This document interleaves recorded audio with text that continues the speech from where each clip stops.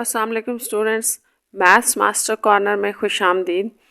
आज हम डिस्कस करेंगे यूनिट 11 की मिसलेनियस एक्सरसाइज। अच्छा, इस एक्सरसाइज में भी हम सब वही डिस्कस करेंगे स्टूडेंट्स जो हमने पीछे इसकी 3 एक्सरसाइजेस में देखा है। मीन, मीडियन, मोड, प्रोबेबिलिटी, सब कुछ वही है। ठीक है, तो स्टार्ट करते हैं इसके फर्स्ट क्वेश्चन से, जो कि आपके पास मल्टीपल चॉइस क्वेश्चंस हैं। तो इसमें फर्स्ट पार्ट में है which of the following is a class mark of the interval 10 to 15। तो इसमें आपसे ये पूछा गया कि क्लास मार्क इसका क्या होगा 10 और 15 का। तो आपको याद है कि क्लास मार्क हमारे पास होता है कि हम क्लास इंटरवल को ऐड करके 2 से डिवाइड कर देते हैं। ठीक है, तो ये आपके पास आ गया 25/2, और 25/2 को अगर आप डिवाइड करते हैं तो वो 12.5 होगा। इस तरह से क्लास मार्क जो होता है ये आपके पास मिड पॉइंट्स भी कहलाते हैं। तो ये हमने फाइंड आउट कर दिया, ऑप्शन बी इसका करेक्ट है। What is the size of class interval. अब साइज ऑफ क्लास इंटरवल की बात हो रही है, तो जो क्लासेस आपके पास होती हैं ना, उसमें हमने एक क्लास से दूसरी क्लास में क्लास इंटरवल बताना होता है। जैसे अगर ये आपके पास है ना, जैसे आप कहते हो क्लास इंटरवल्स। ठीक है, आपके पास जो क्लास इंटरवल्स लिखे होते थे, आप उनको रिकॉल करें कैसे होते थे। ये है ना, अब इससे नेक्स्ट वाला क्या होगा, नेक्स्ट वाला हम इससे बना सकते हैं, क्योंकि हमने उस वक्त जो है वो 11.1 में ये सीखा भी था कि हम कैसे बनाते हैं नेक्स्ट इससे। तो यहाँ से एक ज़्यादा होती है, अगर ये 7 है तो यहाँ 8 आ जाएगी। ठीक है, 8 से आप इसको लिखेंगे। तो क्लास साइज़ क्या होता है, क्लास साइज़ जो है वो बेसिकली 2 क्लास के दरमियान डिफरेंस को कहते हैं। यानी कि अगर आप 8 में से 4 को माइनस करें तो वो 4 बन रहा है, तो आपने यहाँ से नहीं लेना, साइज़ आपने 2 क्लासेस में से लेना होता है। ठीक है, तो ये अब आपने याद रखना है कि ये सेम भी होता है, ये भी याद रखना है। तो इस तरह इनके दरमियान 4 बन रहा है, ऑप्शन ए करेक्ट है आपके पास। नेक्स्ट है part number 3, which of the following is the chart of the adjacent triangles. ठीक है, अब आपने बताना है कि चार्ट जो आपने पीछे पढ़े थे, हिस्टोग्राम हो गया, फ्रीक्वेंसी पॉलीगॉन हो गया, या बार ग्राफ हो गया, तो ये आपके पास चार्ट थे। ठीक है, ग्राफ्स में आप जो है वो आपके पास जो एडजेसेंट रेक्टेंगल्स होती हैं तो वो किस ग्राफ के अंदर होती है, तो वो हमारे पास हिस्टोग्राम के अंदर होती हैं। एक दूसरे के साथ जुड़े हुए ये ग्राफ्स होते हैं। ठीक है, एक दूसरे के साथ ना ऐसे जुड़ी हुई बार्स होती हैं ऐसे करके। तो इसमें जो बार ग्राफ होता है इसमें अलग अलग भी हो सकती हैं या अलग अलग होती हैं। ठीक है, ये याद रखना है। तो इसका ये सी ऑप्शन करेक्ट है। नेक्स्ट है 4 part, which of the following major of the central tendency. तो इनमें से ये जो ऑप्शंस आपको दी गई हैं, इनमें से कौन सी है जिसको हम मेजर ऑफ सेंट्रल टेंडेंसी कहते हैं। तो ये आप अर्थमेटिक मीन को कहते हैं। डी ऑप्शन आपकी करेक्ट है, बाकी ये नहीं होंगी। इसके साथ मैं आपको आपकी बुक का पेज नंबर दिखा देती हूँ। ये पेज नंबर 249 पे देखें आप, 249 पे ये टॉपिक दिया हुआ है, मेजर ऑफ सेंट्रल टेंडेंसी। तो मेजर ऑफ सेंट्रल टेंडेंसी में क्या आ रहा है, यहाँ पर बताया हुआ है। अर्थमेटिक मीन को कहते हैं, मीडियन को और मॉड को। तो अब आपने याद रखना है मेजर ऑफ सेंट्रल टेंडेंसी में ये 3 होते हैं। अच्छा, अब नेक्स्ट जो है 5th पार्ट है, which of the following is the formula of the arithmetic mean for group data. तो हमने यहाँ ये बताना है कि कौन सा अर्थमेटिक मीन का फार्मूला है फॉर ग्रुप डाटा। तो ग्रुप डाटा के लिए भी आपको याद होगा, जिसमें हमारे पास फ्रीक्वेंसी आ जाती है वो ग्रुप डाटा होता है। तो इस तरह ये भी मीन का है, ये भी मीन का, आपने याद रखना। लेकिन ये अनग्रुप डाटा के लिए है, ये ग्रुप डाटा। तो सी ऑप्शन आपकी ठीक है। 6th पार्ट इसका स्टार्ट करते हैं। If arithmetic mean of 25 values is 10, then what is the sum of values. तो इस क्वेश्चन में स्टूडेंट्स आपको ये कहा गया है कि अर्थमेटिक मीन 10 वैल्यूज़ का। ठीक है, आपने बड़े ध्यान से इसमें फार्मूला लगाना है। पहले समझ लें कि हमें क्या गिवन है। अर्थमेटिक मीन 25 वैल्यूज़ का मतलब है कि n आपके पास 25 है, नंबर ऑफ वैल्यूज़ 25 है, इज़ 10। इसका मतलब हुआ कि अर्थमेटिक मीन 10 गिवन है। What is the sum of the values. तो हमें sum of the values find out करना है। तो इसको हम करते हैं फार्मूला लगा के। जैसे आपको पता है कि आपके पास मीन किसके इक्वल होता है, मीन का क्या फार्मूला होता है। तो मीन का फार्मूला होता है अनग्रुप डाटा के अंदर सम ऑफ द वैल्यूज़, क्योंकि यही आपसे पूछा गया है, ठीक है, सम ऑफ द वैल्यूज़ बताएं डिवाइडेड बाय n। ये होता है अर्थमेटिक मीन का फार्मूला। अब मीन आपको इस पार्ट में दिया गया है 10 एंड 25 है, क्योंकि जब आप स्टेटमेंट पढ़ रहे हैं ना तो उसमें पता चल रहा है कि नंबर ऑफ वैल्यूज़ अगर आपके पास 25 है तो उनका अर्थमेटिक मीन 10 है, ठीक है, ये अर्थमेटिक मीन ही है 10 है। और sum of the values find out करें, इसको हम कह रहे हैं सम ऑफ द वैल्यूज़, ठीक है।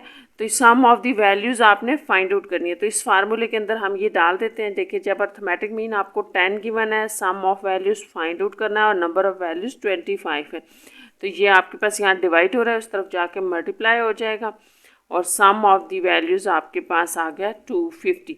तो हम देखते हैं कि ये हमारे पास कौन सी ऑप्शन बन रही थी यहाँ पर।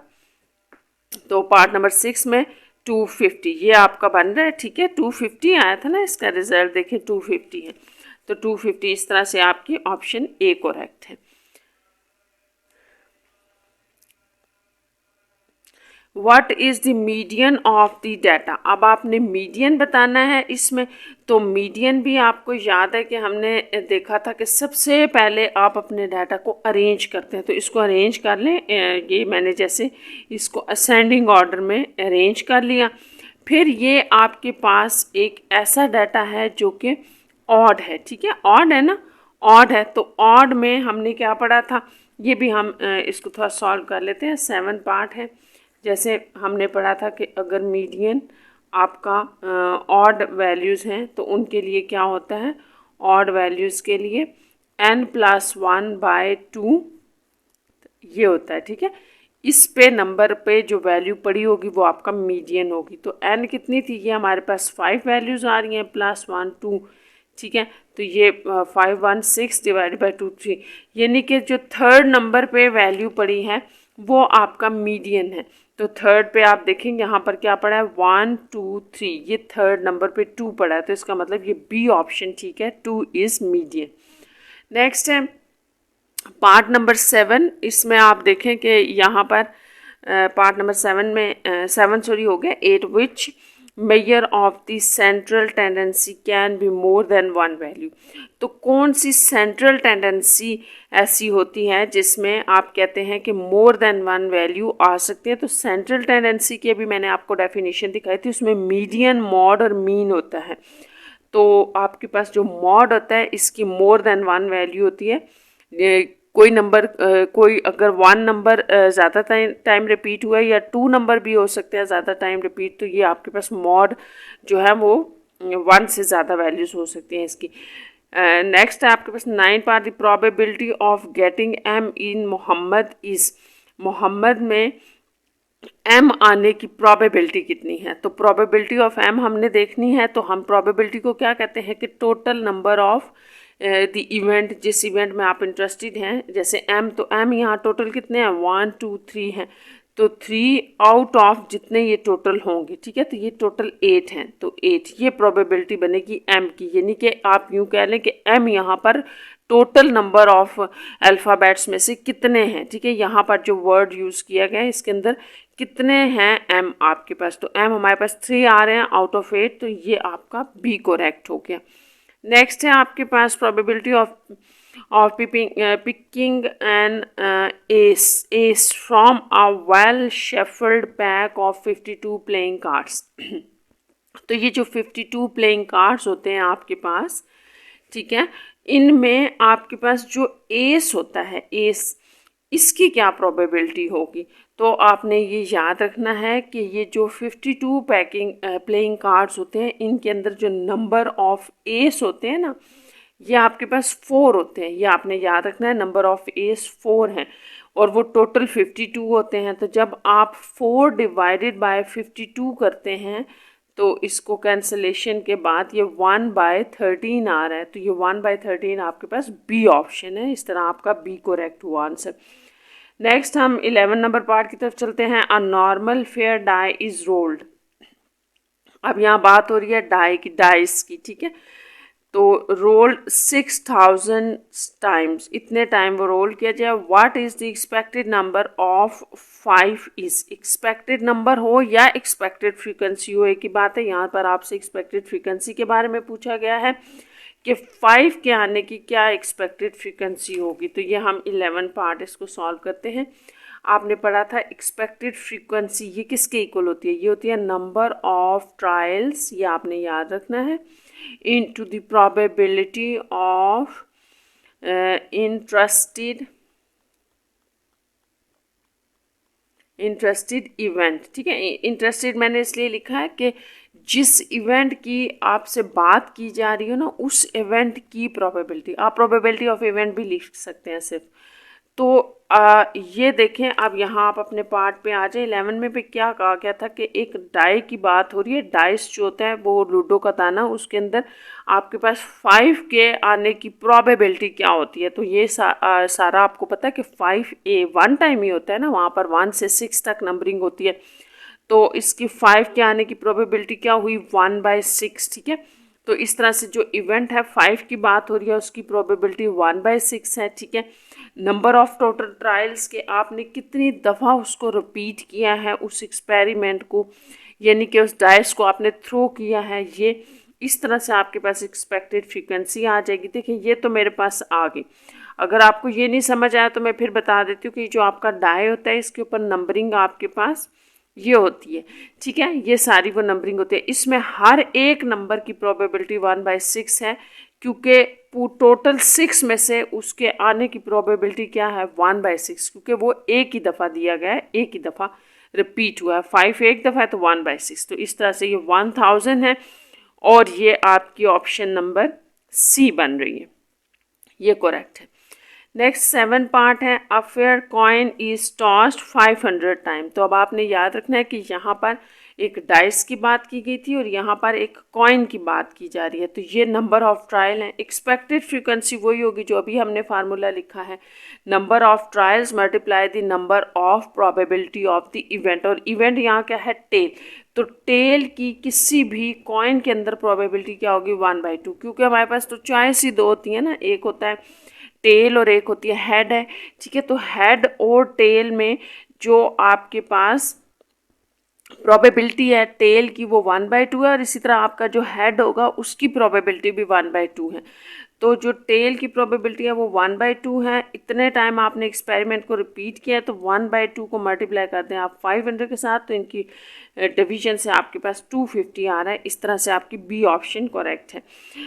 नेक्स्ट आपके पास 13 पार्ट है, in a group of 5 people 4 like peach juice. ठीक है, in a group of 5 people, total 5 people हैं जिनमें से 4 लाइक कर रहे हैं जूस को।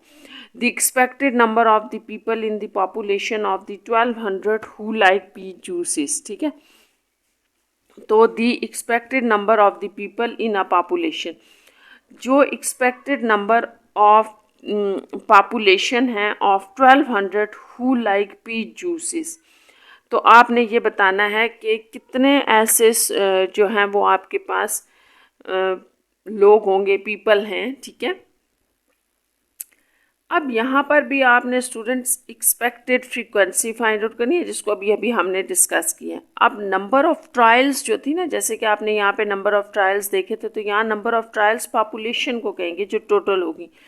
इसको 1200 को नंबर ऑफ ट्रायल्स को हम मल्टीप्लाई करेंगे जिस इवेंट में हम इंटरेस्टेड हैं उसकी प्रोबेबिलिटी। तो इवेंट यहाँ क्या है, पीच जूस को लाइक करने वाले लोग, तो उनकी प्रोबेबिलिटी क्या है, यहाँ दी हुई थी कि टोटल 5 है आउट ऑफ 4। तो ये टोटल 5 में से 4 लाइक कर रहे हैं जूस को, तो 4 हैं आउट ऑफ 5। तो ये प्रोबेबिलिटी बन रही थी इसकी, यहाँ से हमने ली। और जो टोटल पॉपुलेशन है वो 1200 है, वो आपके पास यहाँ से आ जाएगी। इन दोनों को सॉल्व करने से आपके पास ये सी आ जाएगा, 960 आ रहा है, आप इसको देख लेना। ठीक है, ऐसे कैंसलेशन कर लें, 2 5 2 10 और 40, और ये 40 4 2 4 4 16 6 और 4 2 8 और 1 9, यही बन रहा है। ठीक है, ये सी ऑप्शन आपकी correct. 14 part number, how many times Honey should toss a fair coin if he expect to get 100 tails. ठीक है, अब आपके पास इस क्वेश्चन में भी इस तरह से है कि how many times Honey should toss. तो देखिए यहाँ पर आपसे पूछा जा रहा है नंबर ऑफ ट्रायल्स, ठीक है, नंबर ऑफ ट्रायल्स पूछा जा रहा है। How many times Honey should toss, कि टॉस कितने टाइम वो एक कॉइन को टॉस करेगा कि उसके पास जो एक्सपेक्टेड फ्रीक्वेंसी है या एक्सपेक्टेड वैल्यू है वो 100 है, यानी कि ये आपकी एक्सपेक्टेड फ्रीक्वेंसी हो गई, ठीक है। तो ये फार्मूला भी हम लिख लेते हैं, ये देखें आपके पास कैसे सॉल्व होगा। जैसे आपके पास था पार्ट नंबर 14 है, तो यहाँ पर आपके पास आएगी एक्सपेक्टेड फ्रीक्वेंसी किसके इक्वल होती है, number of trials into the probability of event. तो सबसे पहली बात तो ये कि नंबर ऑफ ट्रायल्स तो मैंने आपको समझा दिया ना कि हमने फाइंड आउट करना है कि कितने टाइम वो टॉस करेगा, और एक्सपेक्टेड फ्रीक्वेंसी दी हुई है कि अगर 100 जो है वो एक्सपेक्टेड फ्रीक्वेंसी है ऑफ टेल्स की। तो यहाँ से टेल्स से पता चल रहा है, ठीक है, ये जो टेल्स उसने वर्ड लिखा है इससे पता चल रहा है कि ये जो आप किस इवेंट में इंटरेस्टेड है, क्योंकि एक कॉइन की बात हो रही है ना, तो कॉइन में तो दो ही इवेंट होते हैं, या होता है आपके पास है टेल होती है या हेड होता है। तो फिर हमारे पास यहाँ पे जो टेल आ रही है, तो टेल की प्रोबेबिलिटी कॉइन में क्या होती है, वो तो फिक्स्ड है, 1/2 होती है। इस तरह ये नंबर ऑफ ट्रायल्स जो हैं वो आपके पास ये 2 वहाँ मल्टीप्लाई हो जाएगा, तो ये 200 हो जाएगा, ठीक है। तो इस तरह से ये आप अपनी यहाँ ऑप्शन देख लें, 200 कौन सी थी हमारे पास, ऑप्शन नंबर बी है, ये करेक्ट है। N event which can never happen is called.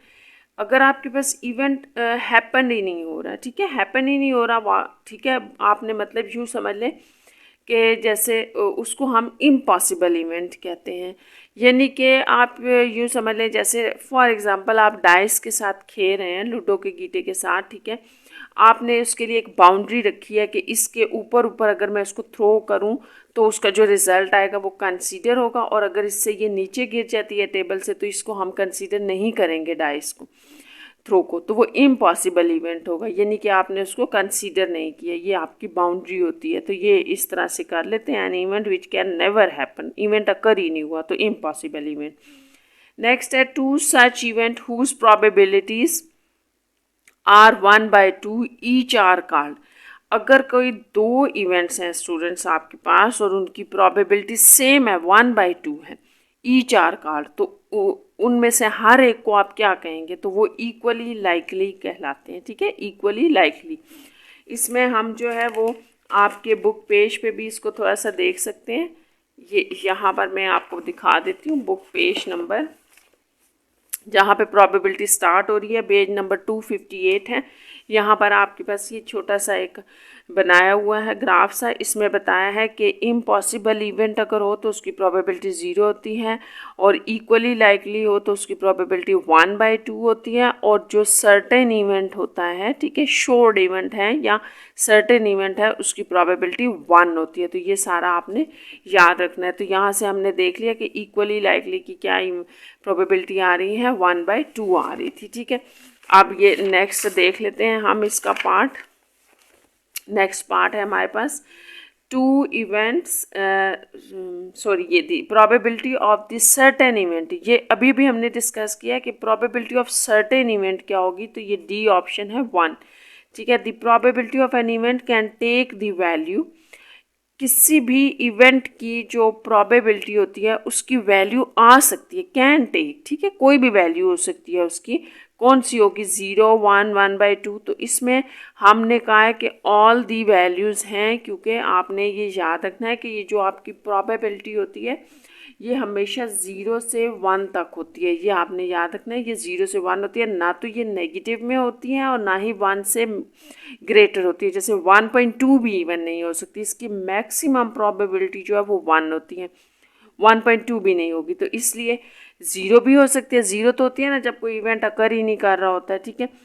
0 भी प्रोबेबिलिटी हो सकती है, 1 भी हो सकती है और 1/2 भी, तो ये तीनों पॉसिबल थी ना, तो हमने लिखा all of this. The probability of an event can not take the value, इनमें से आपने बतानी है कि कौन सी ऑप्शन की वैल्यू ऐसे है जो प्रोबेबिलिटी की वैल्यू नहीं होती, ज़ीरो भी होता है, 1 भी होता है, तो इसका मतलब ये 2 है ऐसी वैल्यू जिसके बारे में आप कहते हैं कि ये हो ही नहीं सकती। The probability of an impossible event, तो इम्पॉसिबल इवेंट की प्रोबेबिलिटी क्या होती है, ये भी हमने अभी भी देखा था कि ये 0 होती है। ठीक है, नेक्स्ट हमारे पास है क्वेश्चन नंबर 2। इसमें क्या है, question number 2, for the following data find the mean, mod and median. ठीक है, तो आपने इस क्वेश्चन के अंदर मीन, मॉड और मीडियन फाइंड आउट करना है।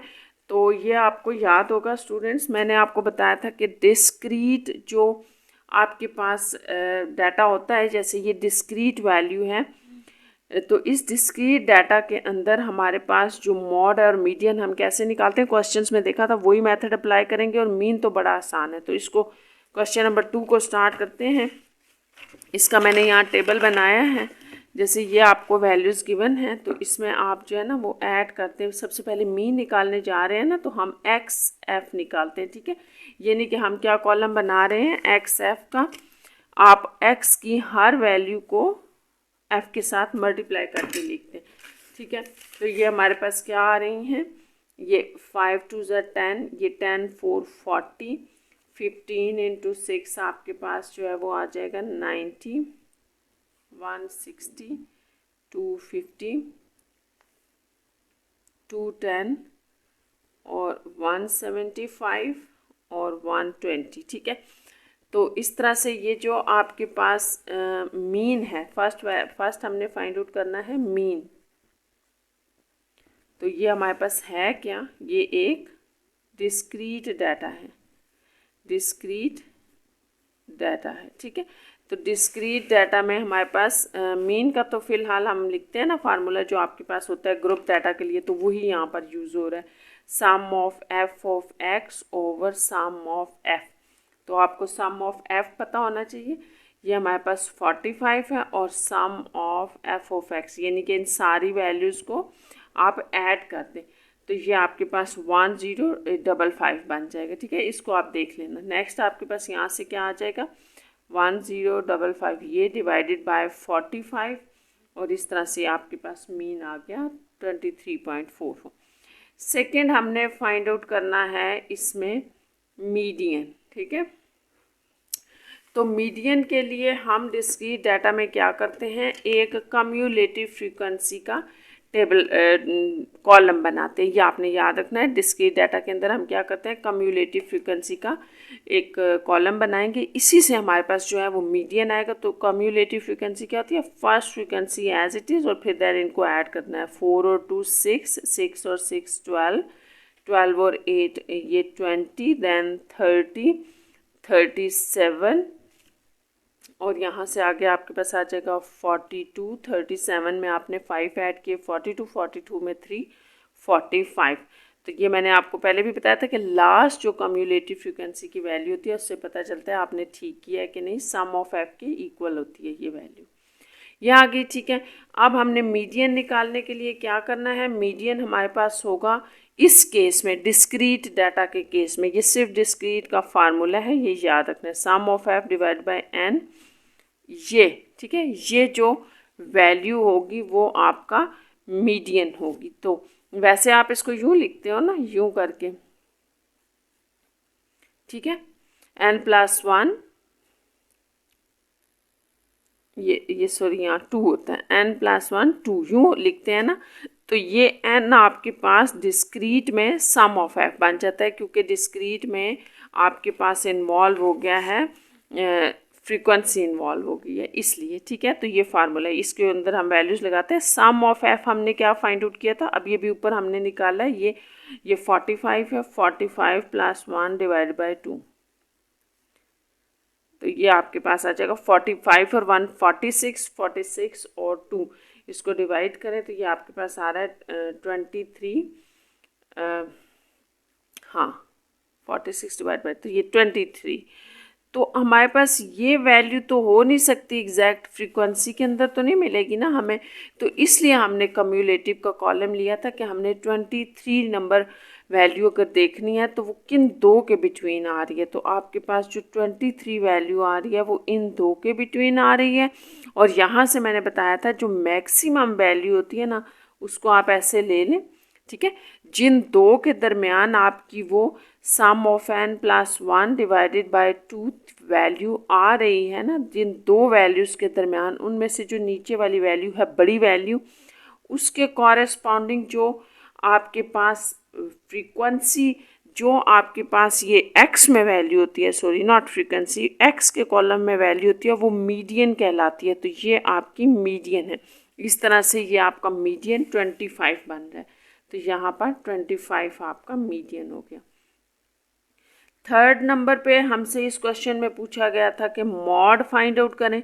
तो मॉड आप मोस्ट फ्रीक्वेंट वैल्यू को कहते हैं in case of ungroup data, ठीक है। तो डिस्क्रीट डाटा में भी हम ये करेंगे कि जो आपकी हाईएस्ट फ्रीक्वेंसी होगी, ठीक है, तो हाईएस्ट फ्रीक्वेंसी है ये, ठीक है। हाईएस्ट फ्रीक्वेंसी जो होती है ना, हाईएस्ट फ्रीक्वेंसी के कॉरेस्पॉन्डेंस में जो आपके पास x की वैल्यू होती है वो मॉड होती है। तो ये हाईएस्ट फ्रीक्वेंसी है, इसके साथ ये वैल्यू आ रही है x की, तो मॉड भी यही है, यानी कि मीडियन भी यही हो गया और मॉड भी हो गया। तो इस तरह से मॉड आपके पास जो है वो हाईएस्ट फ्रीक्वेंसी के अगेंस्ट साथ जो वैल्यू आ रही है कॉरेस्पॉन्डिंग में वो 25 है। इस तरह से ये मॉड आपका 25 हो गया। यहाँ तक ये आपका क्वेश्चन नंबर 2 कंप्लीट हो गया है। Question number 3, find the median for the following frequency distribution. तो आपने इस फ्रीक्वेंसी डिस्ट्रीब्यूशन में मीडियन फाइंड आउट करना है, ठीक है। तो मीडियन जैसा कि ये आपके पास एक ग्रुप डाटा है, क्योंकि फ्रीक्वेंसी दी हुई है और ये क्लास इंटरवल्स दिए हुए हैं, तो हम स्टार्ट करते हैं। इसमें एक आपके पास जो है ना वो पूरा फार्मूला लगेगा, जैसा कि हमने पढ़ा था। ये आपके पास ग्रुप डाटा है, ठीक है। तो ग्रुप डाटा में स्टार्ट करते हैं। हमारे पास क्या होता है, तो आपके पास जो फार्मूला है ना, पहले वो लिख लेते हैं, इससे आपको पता चल जाएगा कि हमने क्या क्या कॉलम बनाना है। तो मीडियन आपका इस तरह से होता है, मीडियन का फार्मूला है ये, ठीक है, n/2 - c। अब इसमें आपने क्या फाइंड आउट करना है, एल आपके पास लोअर क्लास बाउंड्रीज होती हैं, तो इसका मतलब कि यहाँ पर हम सबसे पहले क्लास बाउंड्रीज का कॉलम ले लेते हैं। अब क्लास बाउंड्रीज क्या होती हैं कि आपने इस तरफ से लेफ़्ट साइड में से माइनस करना होता है 0.5, जबकि राइट साइड में प्लस करना होता है 0.5। हर वैल्यू में, सारी इस साइड वाली वैल्यूज़ में प्लस और इधर माइनस। यहाँ अगर हम माइनस करते हैं, ये 29.5 बन रहा है, ये 39.5। तो इसी को आप कंटिन्यू करते जाएं, 49.5, 49.5 और 59.5। ये क्लास बाउंड्रीज़ में मैंने स्टूडेंट्स बताया था कि हमने क्लास बाउंड्रीज़ कहाँ फाइंड आउट करनी होती है, कहाँ नहीं करनी होती। तो जहाँ आपके पास इन दो वैल्यूज़ के अंदर फ़र्क आ रहा होता है, डिफरेंस आ रहा होता है 1 का, वहाँ पर हम क्लास बाउंड्रीज़ फाइंड आउट करते हैं। तो ये कॉलम बनेगा। अगर ये सेम होती, लेट्स सपोज 39, यहाँ पर भी 39 होती, तो यही कॉलम क्लास इंटरवल्स का ही आपकी क्लास बाउंड्रीज़ थी, आपने क्लास बाउंड्रीज़ नहीं बनानी थी। तो क्लास बाउंड्रीज़ की क्या पहचान होती है, ये कि उनके ये जो दो वैल्यूज़ होती हैं वो सेम होती हैं। तो देखिए ये दोनों वैल्यूज सेम है, ये भी सेम आ रही हैं, तो ये आपने याद रखना है। ये 69.5, देन 69.5 to 79.5।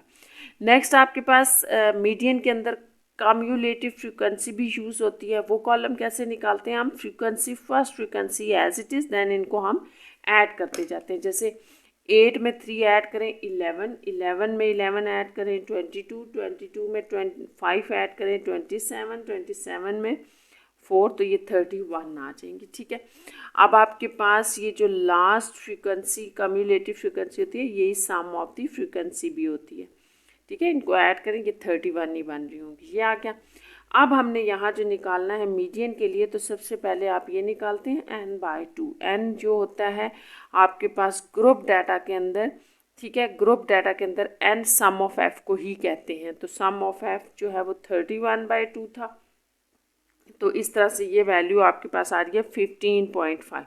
अब ये एग्जैक्ट वैल्यू तो आपको मिलती नहीं है मीडियन में, ठीक है, 15.5। तो ये कम्यूलेटिव में हम चेक करते हैं कि किन दो में ये वैल्यू n/2 लायक आ रही है। तो ये 15.2 है ना, तो 15/2 इन दो में लायक आ रही है। और जो नीचे वाली वैल्यू होती है, यहाँ से आपकी ये सारी क्या बनती है, इसको हम कहते हैं मीडियन क्लास। ये आपने याद रखना है।